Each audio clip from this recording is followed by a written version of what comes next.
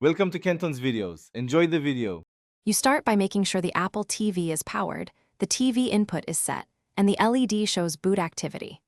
Next, bring your iPhone or iPad close and turn on Bluetooth. This creates the local link needed to pair without a remote. If you use Ethernet, plug it in now. Wired networking simplifies discovery. Once done, open Settings on your iPhone, tap the Apple TV prompt that appears, and follow the on-screen pairing cues. This sets up control fast and prevents later network conflicts. Now pair control interfaces.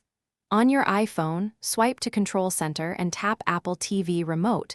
If it's not visible, add the control in Settings. This gives immediate navigation.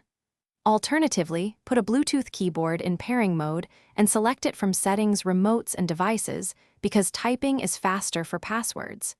If the Apple TV needs Wi-Fi, use home sharing or show a Wi-Fi QR code on your phone to scan with the camera.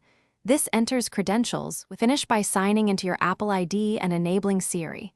This links purchases and preferences, so you don't lose content recommendations. Once configured, test playback and AirPlay to confirm control is complete. If pairing failed, restart the Apple TV and your router, because intermittent network or Bluetooth glitches often block discovery.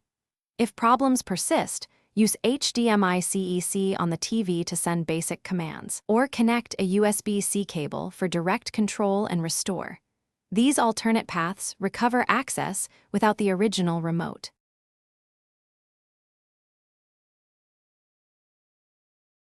Thanks for watching. Consider subscribing if we helped you.